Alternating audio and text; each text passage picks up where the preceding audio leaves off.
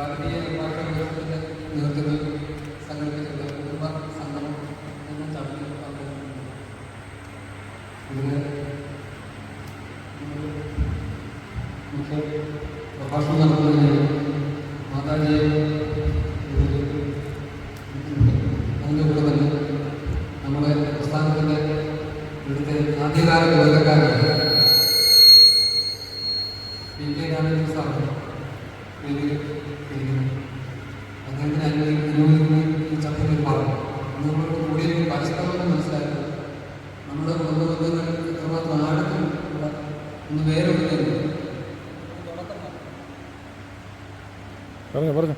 ഇതൊരു തുടക്കം മാത്രമാണ്. ഇതൊരു നല്ല തുടക്കമായിരിക്കും എന്ന് കരുതുന്നു.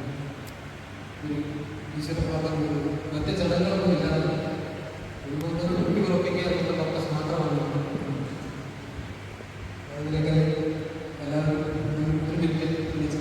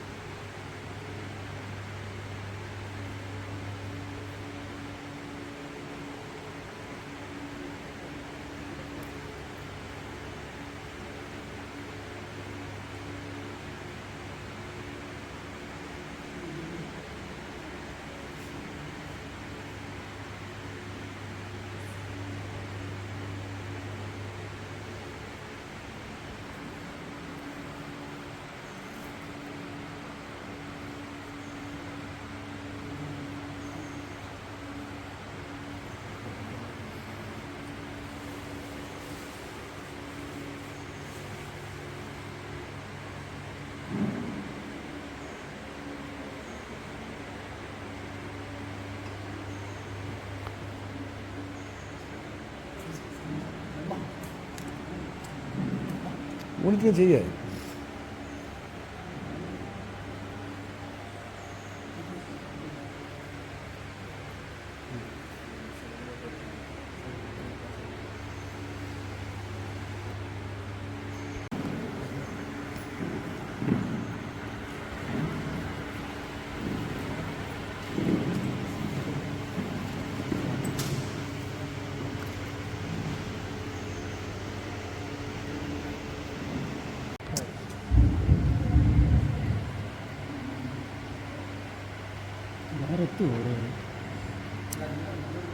അങ്ങോട്ട് വന്നാൽ മതി.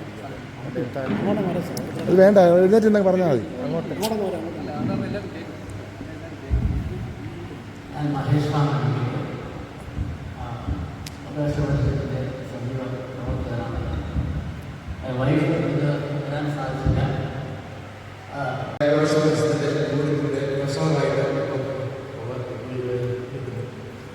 ഭാര്യ അഡ്വക്കേറ്റാണ്.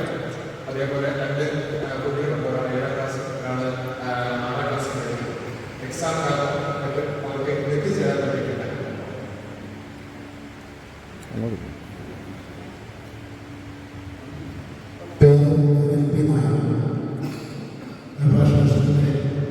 ജില്ലാ വൈസ് പ്രസിഡന്റാണ്. RSSന്റെ സെക്രട്ടറി ആയിരുന്നു. ഭാര്യ ഡോക്ടർ ചിത്ര അധികാരികളാണ്. ഒരു മകൻ ഹരിശങ്കർ മണിപ്പടി പഠിക്കുന്നു.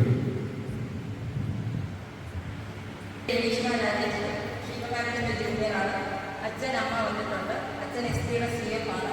അമ്മൂട് കേക്ക് ഷോപ്പിൽ പറഞ്ഞു. ചേച്ചിയുണ്ട്. ചേച്ചി അഡ്വക്കേറ്റാണ്. കോട്ടയത്ത് മഹിന്ദ്രകാരുടെ ലീഗലായിട്ട് പറഞ്ഞു.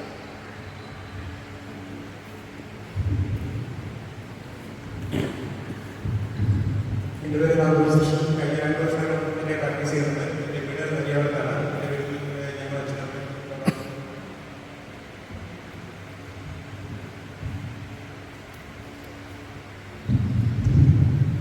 ശിവ.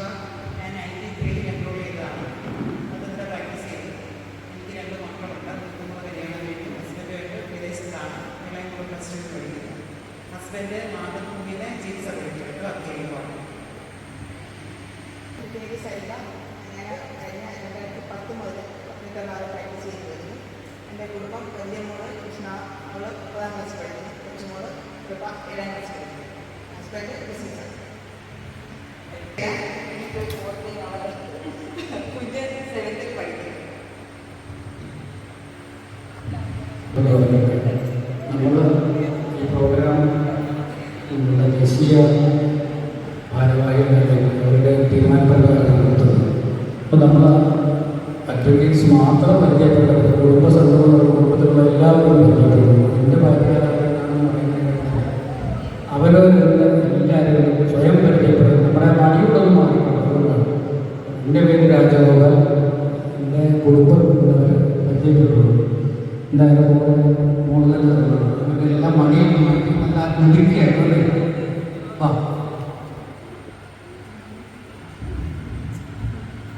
എൻ്റെ പേര് കൃപ, ഞാൻ 7th പഠിക്കുന്നു.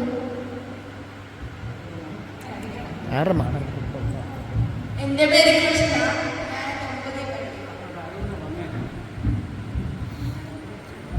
എൻ്റെ പേര് ഋതിക,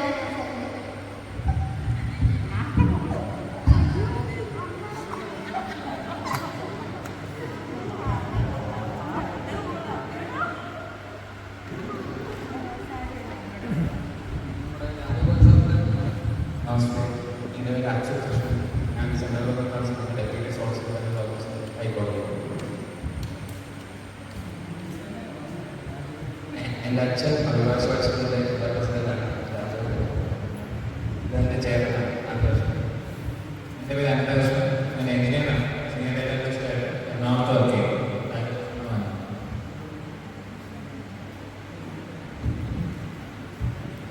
എൻ്റെ പേര് സുജാത, ഞാൻ ടീച്ചറാണ്.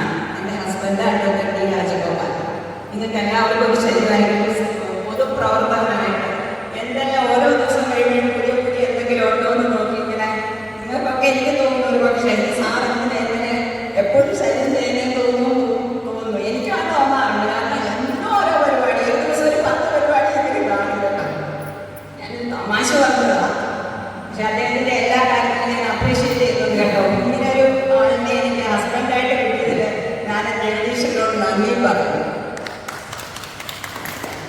എൻ്റെ പേര് മനുമസ്ലാൻ. ഞാൻ അഭിഭാഷ പരിഷത്തിൻ്റെ 10ാമത്തെ യൂണിറ്റ് സെക്രട്ടറിയാണ്. എൻ്റെ ഭാര്യ ആർച്ചാകാരൻ, ഒരു മകളുണ്ട്, 7ാം ക്ലാസ്സിലാണ്. കോട്ടയത്ത് വന്നിട്ടുണ്ട്.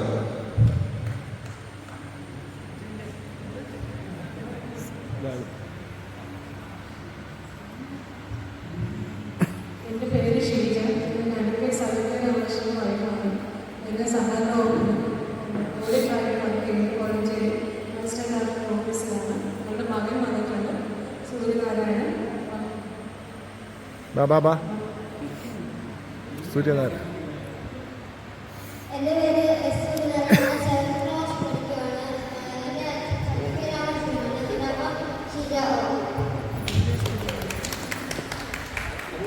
ഞാനാണ് അദ്വിക്ക്, ഞാൻ 1ാം ക്ലാസ് പഠിക്കുന്നതാണ്. എൻ്റെ അച്ഛൻ്റെ പേര് സജി, എൻ്റെ അമ്മയുടെ പേര് സുപ്രിയ.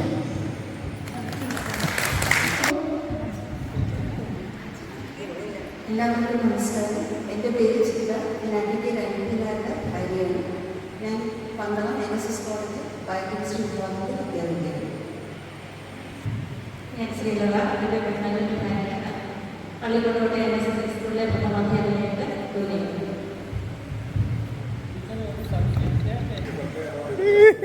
അതിൻ്റെ കാര്യം കൂടെ പറഞ്ഞേര്. വലിയ സഹനമുണ്ടോ? എവിടെ ഇരിക്കേ പറ. വലിയ സഹനമുണ്ടോ? വലിയ സഹനമുണ്ടോ? വീട്ടിൽ വളരെ ബുദ്ധിമുട്ടാണ്.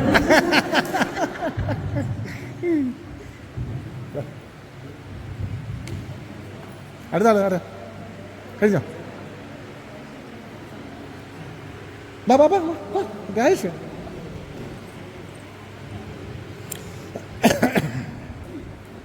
എല്ലാവർക്കും നമസ്കാരം. എൻ്റെ പേര് രാജേഷ്. ഗീതാവുമായി എനിക്ക് 2 മക്കളാണ്. ഒരാൾ അഡ്വക്കേറ്റ് രേഷ്മ രാജേഷ്, രണ്ടാമതാണ് അഡ്വക്കേറ്റ് ഭീഷ്മ രാജേഷ്.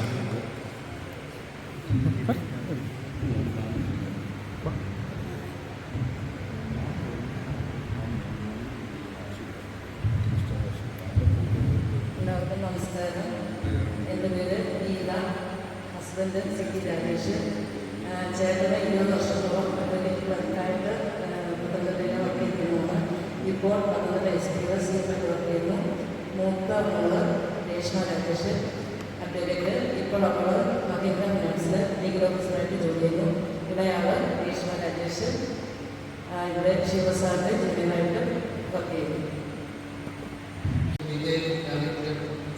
മൈക്കടിച്ചു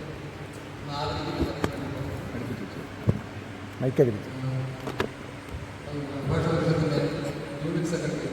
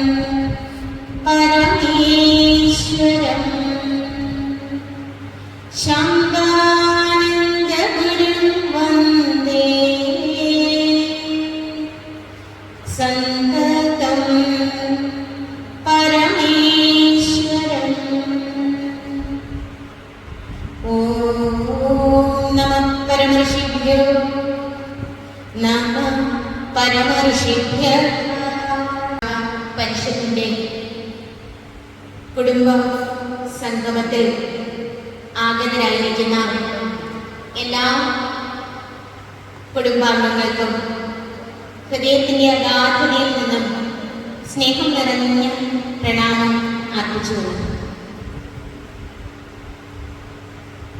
എന്ന് ഭാരതീയ കുടുംബ സങ്കല്പത്തിലെ ഏതാനും ചില വസ്തുതകൾ പരസ്പരം കൈമാറാം എന്ന് അഡ്വക്കേറ്റ് രാജഗോപാൽജി അറിയിക്കുകയുണ്ടായി. യഥാർത്ഥത്തിൽ കുടുംബം എന്ന അത്യുദാത്തമായ സങ്കല്പത്തെ വളരെ ശ്രദ്ധയോടുകൂടി നെഞ്ചേറ്റി കുടുംബജീവിതത്തിൻ്റെ ഏകദേശം അർദ്ധഭാഗമോ അതിലധികമോ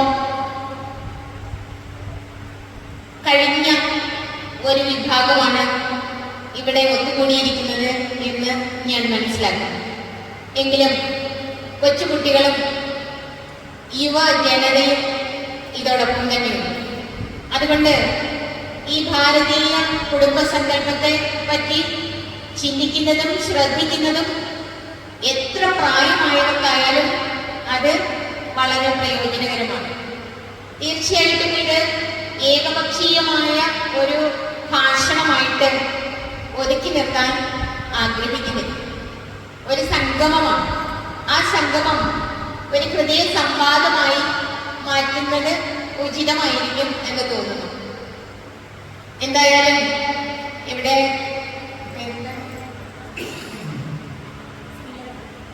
ശ്രീലത ടീച്ചർ പറയുകയുണ്ടായി, കുറച്ച് പ്രയാസമാണ് എന്നൊരു വാക്ക് പറയുകയുണ്ടായി. അത് ഒരു പക്ഷേ സൗഹൃദത്തിന്റെയും സ്നേഹത്തിന്റെയും പാരമ്പര്യമായിരിക്കാം, ഒരു പക്ഷെ അങ്ങനെ അല്ലായിരിക്കാം. എന്തായാലും എങ്ങനെയായിരുന്നാലും ഇവിടെ കൂടിയിരിക്കുന്ന ഓരോരുത്തർക്കും ഇപ്പോൾ നയിച്ചുകൊണ്ടിരിക്കുന്ന ജീവിത രീതിയിൽ നിന്നും എന്തെങ്കിലും മാറ്റം വരുത്താൻ ആഗ്രഹമുണ്ടോ? ഇല്ല എങ്കിൽ നമ്മളിങ്ങനെ ഒരു സംവാദം നടക്കുന്നത് കൊണ്ട് തന്നെ കാര്യമായ പ്രയോജനമില്ല. അത് കൊച്ചുകുട്ടികളാകട്ടെ, യുവാക്കളാകട്ടെ, മധ്യവയസ്കരാകട്ടെ, ആരുമാകട്ടെ, നമ്മളിപ്പോൾ നയിച്ചുകൊണ്ടിരിക്കുന്ന ജീവിത രീതിയിൽ നിന്നും ഏതെങ്കിലും തരത്തിൽ ഒരു മാറ്റം വരുത്താൻ നാം ആഗ്രഹിക്കുന്നുണ്ട് എങ്കിൽ നാം ഇങ്ങനെ സംവദിക്കുന്നത് കൊണ്ട് പ്രയോജനമില്ല. അല്ലേ? ആണോ അല്ലേ? അതെ, തീർച്ചയായിട്ടും ആ ഒരു ദൃഢനിശ്ചയം തുടക്കത്തിൽ തന്നെ എടുക്കുമെങ്കിൽ നമുക്ക് പറയാൻ കഴിയും, if we are ready to change our mind, we can change our life. നമ്മളുടെ മനസ്സ്, നമ്മളുടെ മനോഭാവം മാറ്റാൻ നാം തയ്യാറാണെങ്കിൽ നമ്മളുടെ ജീവിതം മറിയും. അതെങ്ങനെയാണ് മാറ്റേണ്ടത് എന്ന് നമ്മൾ വളരെ വിവേകപൂർവം വിശകലനം ചെയ്യേണ്ടതായിട്ടുണ്ട്. ഭാരതം എന്ന മഹത്തായ അതിശ്രേഷ്ഠമായ രാജ്യത്തിന്റെ പ്രസക്തി തന്നെ എന്താണ് എന്ന് നമുക്കറിയാം, ഏവർക്കും അറിയാം. സത്യദർശികളുടെ നാടാണ് ഭാരതം. ഭായിൽ ഗതിയുള്ളവരുടെ നാടാണ് ഭാരതം. ഭാ എന്ന ശബ്ദത്തിന്റെ അർത്ഥം അദ്വയമായ പ്രകാശം എന്നാണ്. പ്രകാശം, ഇരുട്ടിലല്ല, പ്രകാശത്തിൽ, തൃപ്തിയിൽ, ആനന്ദത്തിൽ രതിയുള്ളവരാണ് ഭാരതീയർ. അങ്ങനെയുള്ളവരുടെ നാടാണ് ഭാരതം. ആനന്ദവും തൃപ്തിയും പ്രകാശവും ജീവിതത്തിന്റെ പൂർണ്ണതയായി തിരിച്ചറിഞ്ഞവരുടെ നാടാണ് ഭാരതം. അങ്ങനെയുള്ള ഭാരതത്തിന്റെ കുടുംബസങ്കല്പം എന്താണ്? കുടുംബം എന്ന പദത്തിന്റെ നിഷ്പത്തി ശ്രദ്ധിക്കുകയാണ് എങ്കിൽ കുടുംബയതി ഇതി കുടുംബം. കുടുംബയതി എന്ന് പറഞ്ഞാല് എല്ലാത്തിനെയും കോർത്തിണക്കുന്നത്, ചേർത്ത് നിർത്തുന്നത്, പരസ്പരം ഒന്നാക്കുന്നത്. അത് ഏതാണോ അതാണ് കുടുംബം. നമുക്കറിയാം, ഭാര്യ ഭർത്തൃ സന്താന ബന്ധവും മറ്റ് ബന്ധുമിത്രാദികളും ചേരുന്നത് കുടുംബമാണ്. എവിടെ ചേർച്ചയുണ്ടോ, എവിടെ ഐക്യമുണ്ടോ, എവിടെ സ്നേഹവും സാഹോദര്യവും ഉണ്ടോ, അതൊരു കുടുംബമായി തീരുന്നു. ഇവിടെ ഭാരതീയ അഭിഭാഷക പരിഷത്തിന്റെ കുടുംബ സംഗമമാണ്. എന്തുകൊണ്ട്? ഇവിടെ ഇരിക്കുന്നവരെല്ലാം പരസ്പരം ഐക്യത്തോടെ, ഒരേ മനസ്സോടെ, സാഹോദര്യ സ്നേഹത്തോടെ, ആദരവോടെ ഒന്നിച്ചിരിക്കും. അല്ലേ? അതുകൊണ്ട് കുടുംബം എന്ന പദത്തിന്റെ അർത്ഥവൈപുല്യം നാം ശ്രദ്ധിക്കുകയാണ് എങ്കിൽ ഇതിന് വളരെ വൈവിധ്യമാർന്ന ശ്രേഷ്ഠതരമായ വ്യാപകത്വം ഉണ്ട് എന്ന് നമുക്ക് മനസ്സിലാക്കാൻ കഴിയും. ഇപ്പൊ രണ്ട് വ്യക്തികൾ തമ്മിൽ ചേരണമെങ്കിൽ, അത് ഭാര്യയും ഭർത്താവും തമ്മിൽ ചേരണമെങ്കിൽ എന്താണ് ആവശ്യമായിട്ടുള്ളത്? നാം ഈ പ്രകൃതിയുമായി ഏകതാനതയിൽ പെട്ടിരിക്കുന്നു എന്ന് ഒന്നാമതായി നാം തിരിച്ചറിയണം. നാം ഇവിടെ ഇരിക്കണമെങ്കിൽ എന്ത് നമുക്ക് വേണം? അവിടെ വൃക്ഷങ്ങൾ ഉണ്ടായിരിക്കും. അല്ലെ? ഓക്സിജൻ നമ്മളുടെ നാസികയോളം എത്തി പ്രകൃതിയുടെ കരുണാകിരണം നമ്മെ അനുഗ്രഹിക്കണം. അതോടൊപ്പം തന്നെ ഇവിടെ ഇരിക്കണമെങ്കിൽ ഭൂമിയിലൊരു ഗ്രാവിറ്റേഷണൽ ഫോഴ്സ് ഉണ്ടായിരിക്കണം. ആ ഗ്രാവിറ്റേഷണൽ ഫോഴ്സിനോടൊപ്പം തന്നെ അന്തരീക്ഷത്തിലെ വായു മാത്രമല്ല, ഭൂമിയിലെ സകലവിധ ഘടകങ്ങളും നമ്മൾ ഉണ്ടായിരിക്കണം. സമുദ്രത്തിലെ ജലം നീരാവിയായി മുകളിലേക്ക് പോയി മഴയായി ഭൂമിയിലേക്ക് നിപതിച്ചിരിക്കണം. കടാഹങ്ങളെ മുഴുവൻ നിലനിർത്തുന്ന അദൃശ്യ ശക്തിയുടെ അനുഗ്രഹമാണ് നമ്മളുടെ ഇവിടുത്തെ നിലനിൽപ്പ്. ആണോ അല്ലേ? അല്ലെങ്കിൽ ഇരിക്കാൻ പറ്റുമോ? ജീവിക്കാൻ പറ്റുമോ? അങ്ങനെയെങ്കിൽ എന്നെയും നിങ്ങൾ ഓരോരുത്തരെയും നിലനിർത്തുന്ന ആ അദൃശ്യ ശക്തി വൈഭവത്തെ അനുനിമിഷം കാണുമെങ്കിൽ ഓരോ വ്യക്തിയും അവരവരുടെ ഗുണങ്ങൾക്കനുസരിച്ച് ജനിച്ച് ജീവിച്ച് വളരുന്നവരാണ് എന്ന സത്യവും നാം തിരിച്ചറിയും.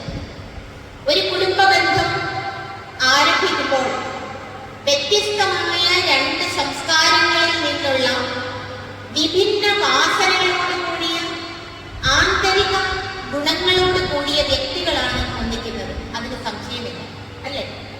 ആണോ? അതെ. അപ്പോഴേ ഒരു ചെമ്പരത്തി ചെടിയിൽ ഒരു റോസാപ്പുഷ്പം ഉണ്ടാകില്ല. കാരണം ചെമ്പരത്തിയുടെ വാസന ഏതൊന്നാണോ അതിനനുസൃതമായ പുഷ്പമാണ് അതിൽ നിന്നും നിർഗളിക്കുന്നത്. പക്ഷെ ആ ചെമ്പരത്തി എന്ന പുഷ്പം ആ തണ്ടിൽ എവിടെ ഒളിച്ചിരുന്നു എന്ന് തിരിച്ചറിയാൻ കഴിയുന്നുണ്ടോ? അതാണ് പ്രകൃതിയുടെ ഗുഹ്യമായ, ഗുപ്തമായ, അലിഖിതമായ എന്ന് പറയാം, എഴുതി വെക്കാൻ പറ്റാത്ത രീതിയിൽ അദൃശ്യമായിരിക്കുന്ന നിയമം. അതുപോലെ ഓരോ വ്യക്തിയിലും അവരവരുടെ ആന്തരിക വാസനയ്ക്കനുസരിച്ച് അവർ ജീവിതം തുടർന്നുകൊണ്ടിരിക്കുന്നു. അതുകൊണ്ട് ഒന്നാമതായി ഭാരതീയ സങ്കല്പത്തെ പറ്റി പറയുകയാണ് എങ്കിൽ ഏതൊരു വ്യക്തിയെയും ആ വ്യക്തിയായി അംഗീകരിക്കുന്നതിനുള്ള, സ്നേഹിക്കുന്നതിനുള്ള, സ്നേഹത്താൽ ചേർത്ത് നിർത്തുന്നതിനുള്ള ഒരു ആന്തരിക വികാസം നമുക്കുണ്ടായിരിക്കണം. ഒരു ചെറിയ കഥ പറയാം. ഒരിടത്ത് കൃഷ്ണന്റെ വലിയ ഒരു ഭക്തനുണ്ടായിരുന്നു. ആ ഭക്തന്റെ സാധന നിഷ്ഠയും ചിട്ടയും കൃത്യതയും ഒക്കെ തന്നെ ആ ഭക്തനെ ഭഗവാനുമായി വളരെയധികം ഒന്നാക്കിയിടും. ഭഗവാനുമായി സംവദിക്കും, ചോദിച്ചാൽ ഭഗവാൻ സംസാരിക്കും, അത്ര അടുപ്പം. അങ്ങനെ ഇരിക്കെ ഒരു ദിവസം ഈ ഭക്തൻ ഭഗവാനോട് പറഞ്ഞു, ഭഗവാനെ, ഞാൻ ഈ ഗ്രാമം വിട്ട് അടുത്ത ഗ്രാമത്തിലേക്ക് മാറി താമസിക്കാൻ പോവുകയാണ്. എനിക്ക് എല്ലാവിധ അനുഗ്രഹവും ഉണ്ടാകും. ഭഗവാൻ പറഞ്ഞു, ആയിക്കോട്ടെ. അങ്ങനെ അടുത്ത ഗ്രാമത്തിലെത്തി. അടുത്ത ഗ്രാമത്തിലെത്തി കഴിഞ്ഞപ്പോൾ ഒരു ദിവസമായി, 2 ദിവസമായി, 3 ദിവസമായി അടുത്തുള്ള അയൽക്കാരന്റെ അസഭ്യവർഷം സഹിക്കാൻ വയ്യ. ഒരു രക്ഷയുമില്ല. 4ാമത്തെ ദിവസവും 5ാമത്തെ ദിവസവും ആയപ്പോൾ ഭഗവാനെ വിളിച്ചു പറഞ്ഞു, ഭഗവാനെ, എനിക്കൊരു കാരണവശാലും ഈ വ്യക്തിയെ ഉൾക്കൊള്ളാൻ കഴിയുന്നില്ല, അംഗീകരിക്കാൻ കഴിയുന്നില്ല. അപ്പോൾ ഭഗവാൻ പറഞ്ഞു, നീ എന്താ പറയുന്നത്? ഇത് നീ കഴിഞ്ഞ 6 ദിവസത്തെ കാര്യം. കഴിഞ്ഞ 60 വർഷമായി ഞാനിവന് സഹിക്കുകയാണ്. അതുകൊണ്ട് കാരണം ഈ ഭഗവാൻ എല്ലാവരെയും അതേപടി ഉൾക്കൊള്ളുന്നു, അംഗീകരിക്കുന്നു. അതുകൊണ്ട് കുടുംബ ബന്ധങ്ങളിൽ സ്നേഹം, ക്ഷമ, സാഹോദര്യം, സേവനം ഇവയൊക്കെ അനുപേക്ഷണീയമാണ്, ഒഴിച്ചുകൂടാൻ ആവാത്തതാണ്. അതിൽ ഏറ്റവും പ്രധാനപ്പെട്ട റോള് ആർക്കാണ് എന്ന് ചോദിച്ചാൽ അമ്മമാർക്ക് തന്നെ.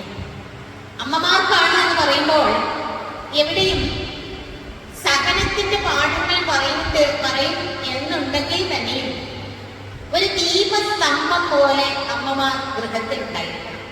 ദീപസ്തംഭം കണ്ടിട്ടില്ലേ? എങ്ങനെയാണ് ദീപസ്തംഭം? ചുറ്റുപാട് പ്രകാശം നൽകും, അല്ലെ? വഴികാട്ടി കൊടുക്കും. ഒന്നും മിണ്ടില്ല. ഒന്നും മിണ്ടാതെ തന്നെ വഴികാട്ടിയായി മാർഗദർശനം നൽകിക്കൊണ്ട് എങ്ങനെയൊരു ദീപസ്തംഭം ശോഭിക്കുമോ അതുപോലെ അച്ഛന്മാരും അങ്ങനെ തന്നെ ആയിരിക്കണം. എങ്കിൽ തന്നെ അമ്മമാർക്ക് കൂടുതൽ ഉത്തരവാദിത്തം അക്കാര്യത്തിലുണ്ട്. കാരണം പലപ്പോഴും ഒറ്റക്കയ്യടി നാദം കേൾക്കുകയില്ല. സ്നേഹത്തിന്റെ മുന്നിൽ മുട്ടുകുത്താത്തതായി ഒന്നുമില്ല. നമുക്കറിയാം, ദുഷ്ടമൃഗങ്ങളും ക്രൗര്യം നിറഞ്ഞ പുലി, സിംഹം തുടങ്ങിയ അത്തരം മൃഗങ്ങളെ പോലും അവരെ സ്നേഹിക്കുന്നവരോടൊപ്പം ചേർന്ന് പ്രവർത്തിക്കുന്ന ഉദാത്തമായ കാഴ്ച നമ്മൾ പലപ്പോഴും കാണാറുണ്ട്, അല്ലേ? അതുകൊണ്ട് ഏതിനെയും വശത്താക്കാൻ സ്നേഹമെന്ന മഹത്തായ വികാരത്തിന് കഴിയും എന്ന് നാം തിരിച്ചറിയണം. അതുപോലെ തന്നെ ഗൃഹസ്ഥാശ്രമത്തിലേക്ക് പ്രവേശിക്കുന്നവർ എങ്ങനെ ആയിരിക്കണം എന്ന് വേദത്തിലെ ഋഷി ഉദ്ഘോഷിക്കുന്നുണ്ട്. കുടുംബം ശേഷിയുള്ളതാണ് എന്ന് പറഞ്ഞു. ഒരാൾ കുടുംബത്തിലേക്ക് ഗൃഹസ്ഥാശ്രമത്തിലേക്ക് പ്രവേശിക്കുമ്പോൾ ആ വ്യക്തി എങ്ങനെയായിരിക്കണം എന്ന് തൈത്തിരീയ ഉപനിഷത്തില് ഋഷി പറയുന്നുണ്ട്. തൈത്തിരീയ ഉപനിഷത്തില് ബ്രഹ്മചര്യാശ്രമം കഴിഞ്ഞു. ബ്രഹ്മചര്യാശ്രമ വേളയിൽ എങ്ങനെയാണെന്ന് എല്ലാവർക്കും അറിയാം. അന്നത്തെ കാലത്ത് വേദങ്ങൾ സാങ്കോപാംഗം പഠിച്ചിരുന്നു. അംഗങ്ങളും ഭാഗങ്ങളും സഹിതം പൂർണ്ണമായി സമഗ്രമായി അഭ്യസിച്ചിരുന്നു. അങ്ങനെ അഭ്യസിക്കുന്ന ഒരു ബ്രഹ്മചാരി ഗൃഹസ്ഥാശ്രമത്തിലേക്ക് പ്രവേശിക്കുമ്പോൾ ആ ബ്രഹ്മചാരിയോട് പറഞ്ഞു കൊടുക്കും: മാതൃദേവോഭവ, പിതൃദേവോഭവ, ആചാര്യദേവോഭവ, അതിഥി ദേവോഭവ, രാഷ്ട്രദേവോഭവ. അല്ലെ? പിന്നെയോ സ്വാധ്യായാത്മാ പ്രമദിതവ്യം, ധർമാത്മാ പ്രമദിതവ്യം. എത്ര ഗംഭീരമായ ഉപദേശങ്ങളാണ്.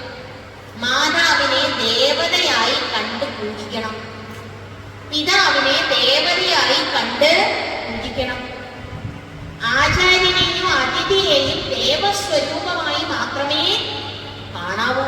അവരെ ആ രീതിയിൽ ആദരിക്കണം. ഒരു ദിവസം പോലും സ്വാധ്യായം മുടക്കരുത്, വേദങ്ങളുടെ പഠനം മുടക്കരുത്. എന്തിന് വേദം പഠിക്കണം? ഇവിടെ കൂടിയിരിക്കുന്ന എല്ലാവരോടും ഹൃദയത്തിന്റെ ഭാഷയിൽ പറയുകയാണ്: സത്യദർശികളായ ഗുരുക്കന്മാർ മനുഷ്യ ജന്മത്തിന്റെ പരമമായ ലക്ഷ്യം വളരെ സ്പഷ്ടമായി നമ്മെ ഉദ്ബോധിപ്പിക്കുന്ന ഭാഗങ്ങളാണ് വേദം. അവർ നമുക്ക് കൃത്യമായിട്ട് ഉപദേശിച്ച് നൽകിയിട്ടുണ്ട്. ആ ഉപദേശങ്ങൾ നമ്മൾ ഒരു ദിവസം പോലും മുടങ്ങാതെ പഠിക്കണം, മനനം ചെയ്യണം. അത് നിത്യാസം വേണം.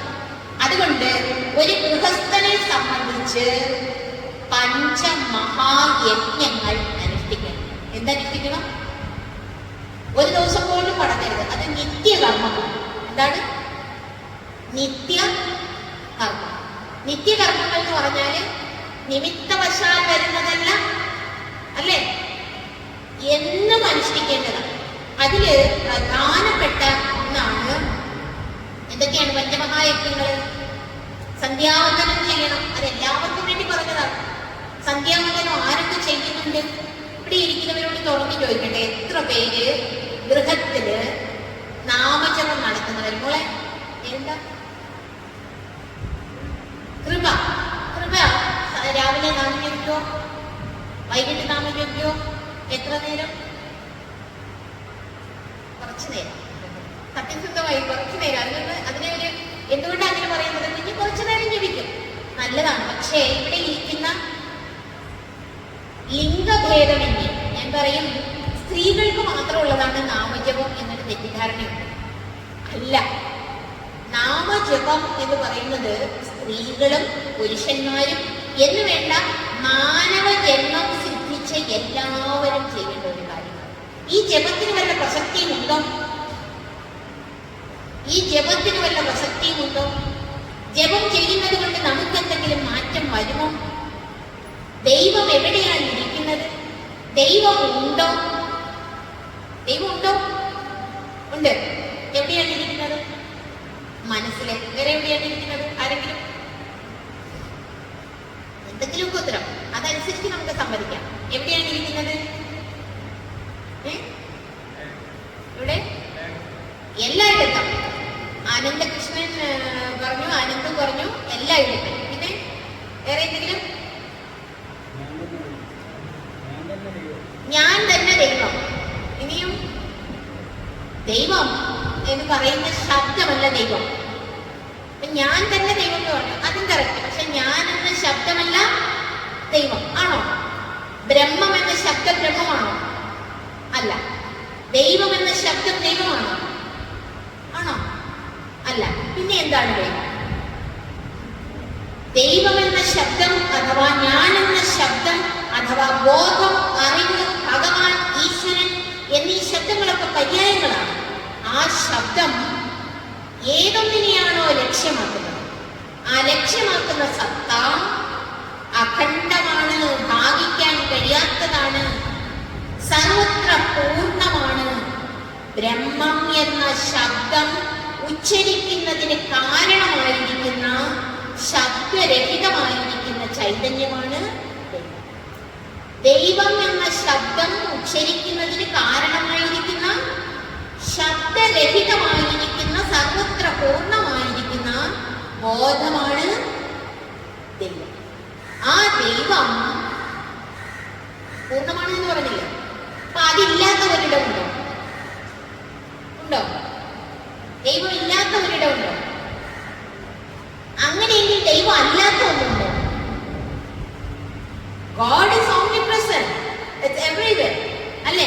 അപ്പൊ ദൈവം അല്ലാത്ത ഒന്നുണ്ടോ? അവിടെയാണ് സംശയം വരുന്നത്. അത് നമുക്ക് പിന്നീട് കടക്കാം. എന്തായാലും നമ്മള് നിത്യകർമ്മങ്ങൾ അനുഷ്ഠിക്കേണ്ടതിന്റെ പ്രായോഗികതയെ പറ്റി, ആവശ്യകതയെ പറ്റി ശ്രദ്ധിച്ചുകൊണ്ടിരിക്കുകയാണ്. കൊച്ചുകുട്ടികൾ ശ്രദ്ധിക്കുന്നതിന് വേണ്ടി പറയുകയാണ്, നാമജപത്തിന്റെ ശക്തിയെ പറ്റി. ജപാലോ ജന്മനാശൻ, പകാലോ പാപനാശൻ. നമ്മൾ അനേക ജന്മങ്ങൾ എടുത്താണ് ഒരു മനുഷ്യ ശരീരം സ്വീകരിച്ചിരിക്കുന്നത് എന്ന് പറയുമ്പോൾ ആ ജന്മ സ്വീകാര്യത്തെ പറ്റിയോ പൂർവ്വജന്മത്തെ പറ്റിയോ വരാനിരിക്കുന്ന ജന്മത്തെ പറ്റിയോ ആർക്കും അറിയില്ലല്ലോ എന്നൊരു പക്ഷെ പറഞ്ഞു.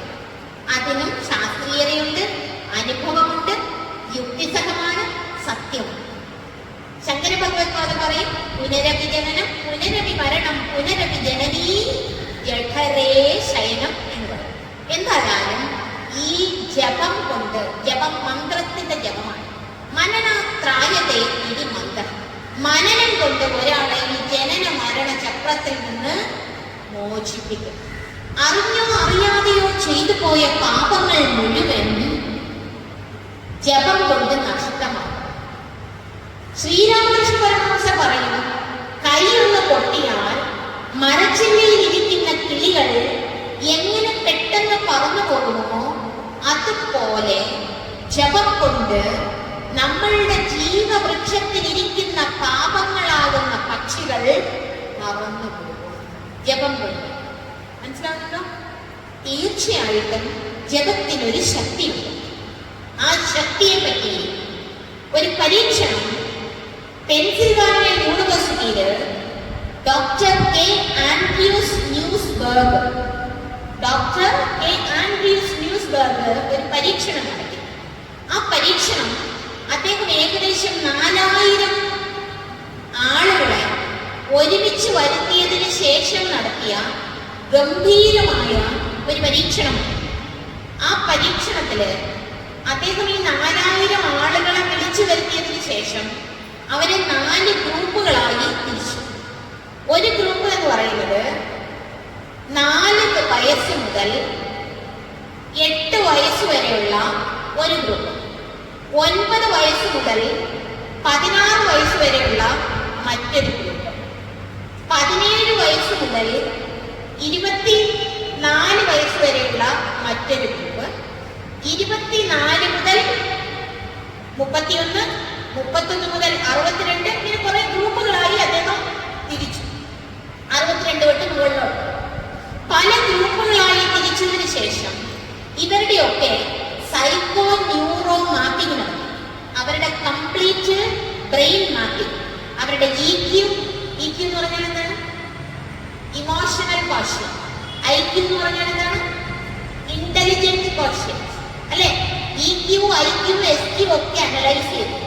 അവരുടെ EEG ഉപയോഗിച്ച് അവരുടെ എങ്ങനെയാണ് ബ്രെയിൻ ഫങ്ഷൻ എന്ന് നോക്കി. ഏത് സമയത്ത് എത്ര തീറ്റ, ഡെൽറ്റ, ആൽഫ, ഗാമ വേവ്സ് ഉണ്ട്. കംപ്ലീറ്റ് MRI ന്യൂറോ സ്കാനിങ് നടത്തി നല്ല നല്ല ഒരു പരീക്ഷണമാണ് അദ്ദേഹം നടത്തിയത്.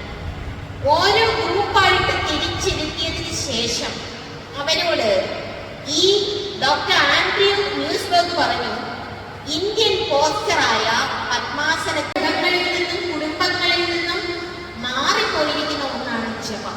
നാമജപം നിശ്ചയമായും നാം നടത്തിയിരിക്കണം. നാം ഒന്ന് ആലോചിച്ച് നോക്കൂ, നമുക്ക് 24 മണിക്കൂറുണ്ട്.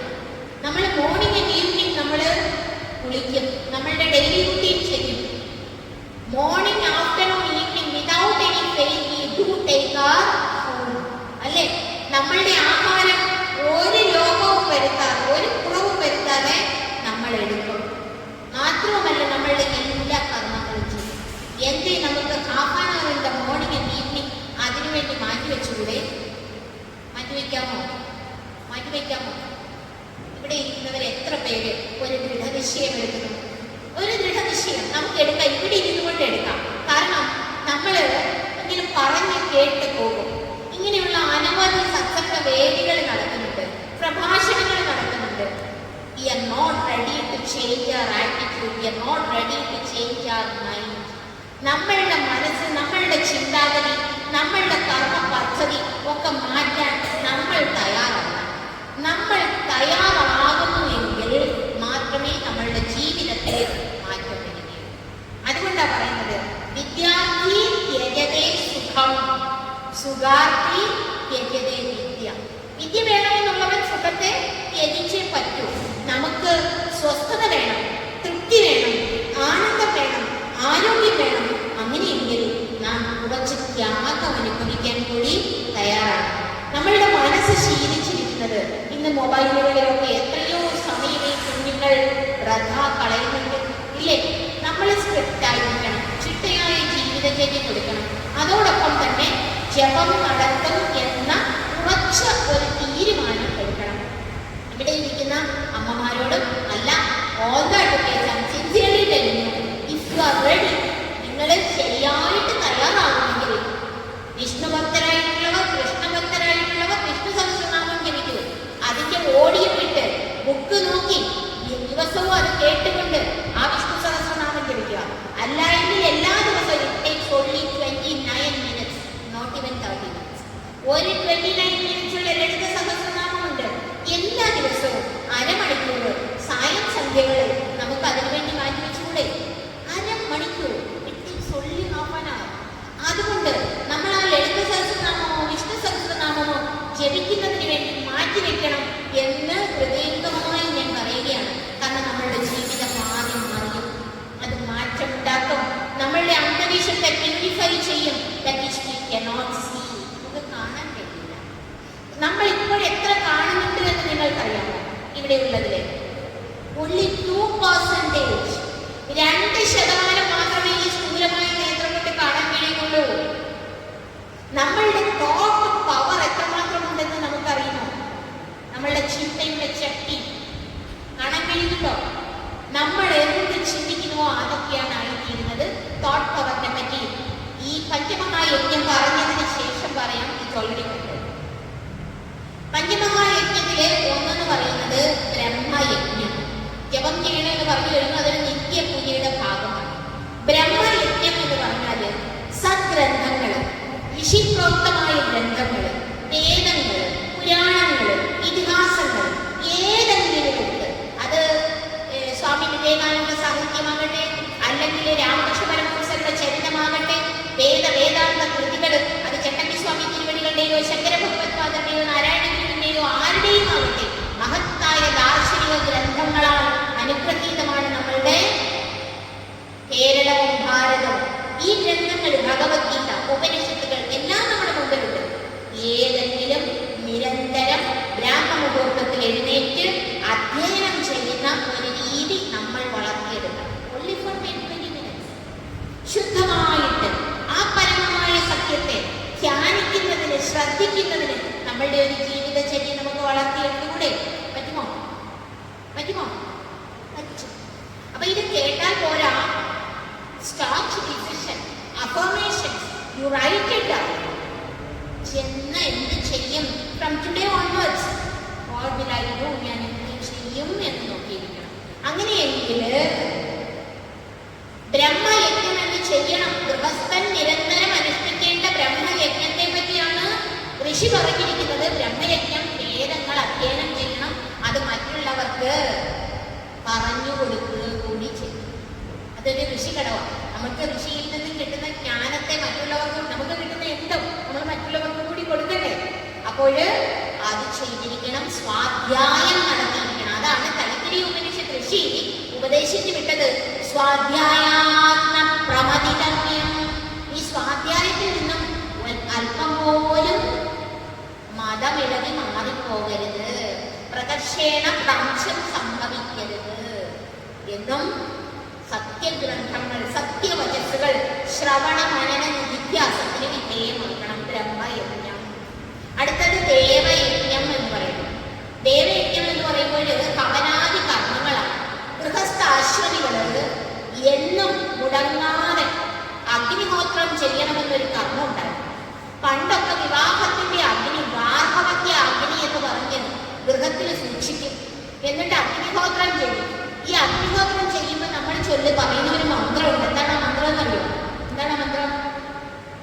ദേവതായ ഇതം നമഃ. ഇതൊന്നും എന്റേതല്ല.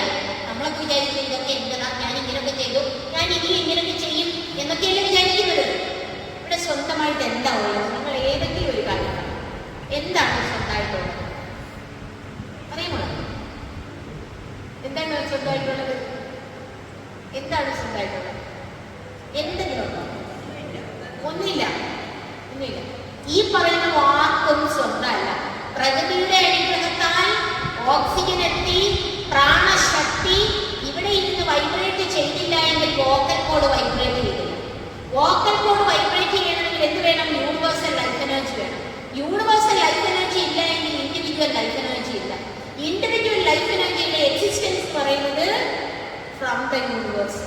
അതുകൊണ്ട് ഒരു കാരണവശാലും നമുക്ക് ഒരു എന്റെ പ്രാണൻ എന്ന് പറയുന്നത് പോലെ എന്റെ കയ്യിലുണ്ട്, എപ്പോ വേണമെങ്കിലും പോകാൻ. എന്റെ കാര്യത്തിന് ഞാൻ ഒന്നിച്ച് നിൽക്കട്ടെ അല്ലേ? എന്റേതല്ല. ഇത് വെറുതെ പറയാനല്ല. നമ്മൾ ഒന്നും കൊണ്ടുവന്നില്ല, ഒന്നും കൊണ്ടുപോകില്ല എന്നുള്ളത് കൃത്യമായിട്ട് മനസ്സിലാക്കണം. ദിവസവും മനനം ചെയ്യണം, ദിവസവും പഠിപ്പിക്കണം, ദിവസവും സ്വയം പഠിപ്പിക്കണം. അതുകൊണ്ട് ദേവതായ യജ്ഞങ്ങൾ നടത്തുമ്പോഴുള്ള മന്ത്രം ദേവതായ ഇതം നമഃ. ഇത് പ്രകൃതി ശക്തിയുടേതാണ്, എന്റേതല്ല എന്നുള്ള അവന മന്ത്രങ്ങൾ ഉണ്ടായിരുന്നു. ഇന്ന് ആ മന്ത്രമൊന്നും ചൊല്ലുന്നില്ല. ദേവതായ പിതൃയജ്ഞം. പിതൃയജ്ഞം എന്ന് പറഞ്ഞാൽ പിതൃക്കൾക്ക് തർപ്പണം ചെയ്യും. പിതൃബലിയും പറ്റില്ലേ? ചെയ്യാറുണ്ടോ? ചെയ്യാറുണ്ട്. അതിന്റെ അർത്ഥം എന്താ? അവരൊക്കെ അങ്ങ് പൂർണ്ണമായിട്ട് ഇല്ലാതായിട്ടില്ല. ഈ കുഞ്ഞുങ്ങളോട് ചോദിച്ചാൽ പറയും എനർജിക്കൽ നേതൃത്വം ക്രിയേറ്റഡ് അല്ലേ? അപ്പൊ നമ്മൾ ഈ മരിക്കുന്ന സമയത്ത് നമ്മളിൽ നിന്ന് എന്തോ ഒന്ന് പോകില്ലേ? എന്താ പോകുന്നത്? എന്തോ ഒന്ന് പോകും. അപ്പൊ നമ്മൾ പറയും സത്തുപോയി എന്ന് പറയും. ചത്തുപോയി എന്ന് അങ്ങനെ അറിയാമോ? സത്തുപോയതാണ്. അതാണ് പറഞ്ഞു എന്തായി തീരുന്നത്? ചത്തുപോയി എന്നാണ്. ആ പോയത് സത്തുപോയി എന്ന് പറയുന്നത് അത് സട്ടിൽ ബോഡിയാണ്, സൂക്ഷ്മ ശരീരമാണ്. ആ സൂക്ഷ്മ ശരീരത്തിനൊരു ജേണിയുണ്ട്, അതൊരിക്കലും നശിക്കുന്നില്ല അല്ലെ? എല്ലാം ഊർജ്ജമല്ലേ? നമ്മളുടെ ഈ സ്ഥൂല ശരീരമായാലും അത് പഞ്ചമഹാഭൂതങ്ങളായി മാറുകയാണ് ചെയ്യുന്നത്. അതുകൊണ്ട് ആ സട്ടിൽ ബോഡിക്ക് ഒരു ജേണി. അതുകൊണ്ട് പിതൃയജ്ഞം ചെയ്യണം. അതുപോലെ തന്നെ ജീവിച്ചിരിക്കുന്ന അച്ഛനമ്മമാരെ വേണ്ട രീതിയിൽ പൂജിക്കണം. ചെയ്യുമോ? ചെയ്യുമോ? ചെയ്യണോ?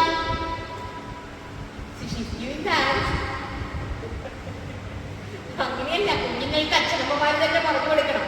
കുഞ്ഞുങ്ങൾക്ക് അച്ഛനമ്മമാർ തന്നെ ഇത് പറഞ്ഞു കൊടുക്കണം. കാരണം എന്താണെന്നറിയോ മോളെ?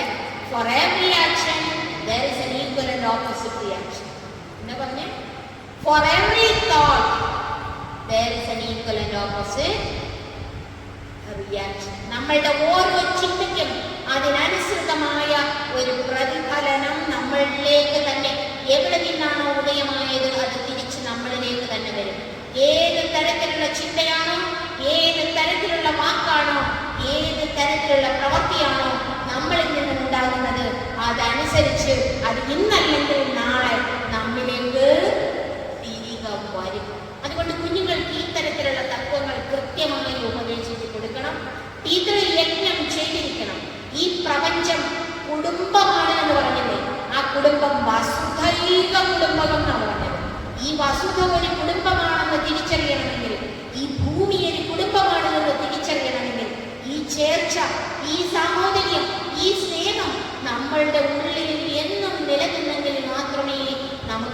പരിപാലിക്കാൻ കഴിയും. ഇല്ല എങ്കിൽ നമ്മളുടെ ദുഃഖത്തിന്, അതൃപ്തിക്ക്, അസന്തുഷ്ടിക്ക്, അസമാധാനത്തിന് ഒരിക്കലും ഒരാകൃതി ഉണ്ടാവില്ല. അതുകൊണ്ട് നമ്മൾ തീർച്ചയായും ശ്രദ്ധയുള്ളവരായിരിക്കണം, ഭക്തിയുള്ളവരായിരിക്കണം, വിവേകമുള്ളവരായിരിക്കണം, മനനശീലമുള്ളവരായിരിക്കണം. വിരാഗതയും പ്രതിബദ്ധതയും ഉള്ളവരാണെങ്കിൽ മാത്രമേ നമ്മളുടെ ജീവിതം ധന്യധന്യമായി തീരുകയുള്ളൂ. അതുകൊണ്ട് നമ്മൾ ശ്രദ്ധയോടുകൂടി ജീവിക്കേണ്ട സമയമാണ്. പിതൃയജ്ഞം ചെയ്യണം. മാതാപിതാക്കളെ വേണ്ട രീതിയിൽ സേവിക്കണം, സ്നേഹിക്കണം, അനുസരിക്കണം, ആദരിക്കണം. ഒരു ലോകവും വരുത്തരുത്. നിങ്ങൾ എന്ത് ചെയ്യുന്നുവോ അതനുസരിച്ച് നിങ്ങളുടെ കുഞ്ഞുങ്ങളും കണ്ടുപഠിക്കും. അതിന്നല്ലെങ്കിൽ നാളെ, ഈ ജന്മത്തിലല്ലെങ്കിൽ മറ്റൊരു ജന്മത്തിൽ നമ്മിലേക്ക് തന്നെ തിരിച്ചെത്തും. അതുകൊണ്ടാണ് ബ്രഹ്മയജ്ഞം, ദേവയജ്ഞം, പിതൃയജ്ഞം, അടുത്തതാകട്ടെ മനുഷ്യയജ്ഞം, നൃയജ്ഞം. നൃയജ്ഞം എന്ന് പറഞ്ഞാൽ അതിഥി ദേവോ ഭവ.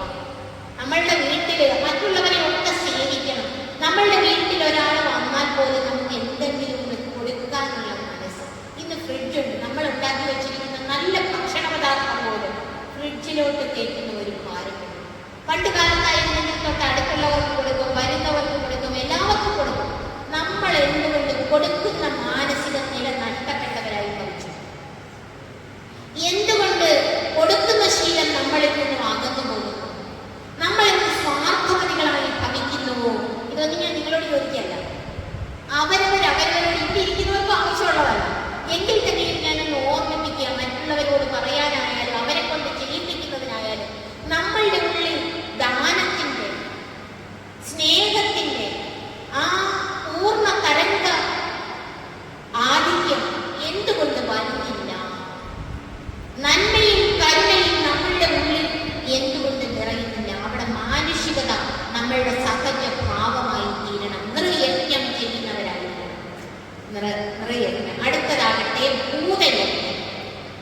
എന്താണ് ഭൂതയജ്ഞം? ഈ പഞ്ചമഹാഭൂതങ്ങൾക്കും യജ്ഞം എന്ന പദത്തിന്റെ അർത്ഥം സ്വാർത്ഥരഹിതമായി ചെയ്യുന്ന കർമ്മങ്ങളാണ്. അത് കുടുംബത്തിലുള്ളവർക്കൊന്നും പറ്റില്ല. സന്യാസിമാരെ പോലുള്ളവർക്ക് കാവ്യമൊക്കെ ധരിച്ച് മുണ്ടനമൊക്കെ ചെയ്ത് 2 രുദ്രാക്ഷമൊക്കെ ഇട്ടുകൊണ്ട് വേണമെങ്കിൽ ഇതൊക്കെ പറയാൻ കഴിയും എന്നൊക്കെ ഒരു പക്ഷെ ചിന്തിച്ചേക്കാം. അല്ല, ഇതാരും ചെയ്യേണ്ടതാണ്. ആരും ചെയ്യേണ്ടതാണ്. ഗൃഹസ്ഥൻ അനുഷ്ഠിക്കേണ്ട കർമ്മത്തെക്കുറിച്ചാണ് ഈ പറഞ്ഞുകൊണ്ടിരുന്നത്. അങ്ങനെയെങ്കിൽ നമ്മൾ എന്ത് ചെയ്യണം?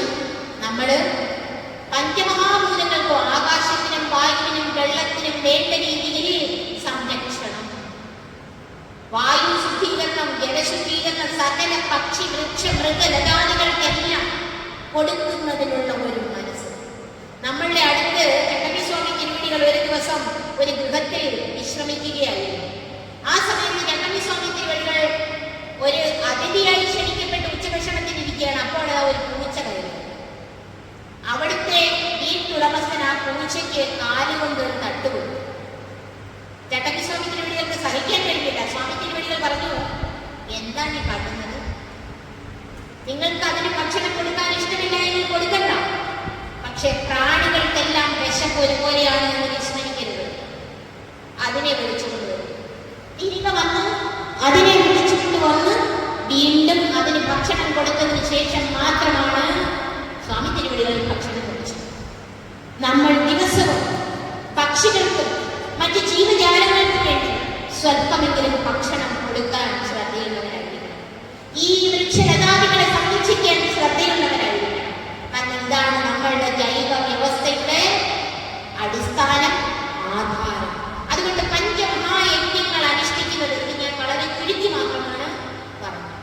അതുപോലെ നമ്മളുടെ ജീവിതത്തിൽ നാം എല്ലാം ചെയ്യുന്ന വേളയിൽ നമ്മളുടെ ശ്രദ്ധ എല്ലാ കാര്യങ്ങളിലും പഞ്ചമഹായജ്ഞങ്ങൾ അനുഷ്ഠിക്കണം. സ്നേഹമുള്ളവരായിരിക്കണം, സാഹോദര്യമുള്ളവരായിരിക്കണം. എന്തിനാണ് അതൊക്കെ? ഇവിടെ ഇരിക്കുന്നവർക്ക് ആർക്കെങ്കിലും ദുഃഖം ഇഷ്ടമുണ്ടോ? ദുഃഖം ആർക്കെങ്കിലും വേണ്ട. അപ്പൊ സന്തോഷത്തിനുള്ള മാർഗം എന്താണ്? തൃപ്തിക്കുള്ള മാർഗം എന്താണ്? വേണ്ട എന്ന് പറയുന്നവർ മാത്രമേ സന്തോഷത്തിനും തൃപ്തിക്കുമുള്ള മാർഗം തേടുകയുള്ളൂ. നമ്മളുടെ ചിന്ത, നമ്മൾ എന്ത് ചിന്തിച്ചാലും നമ്മൾ അതായി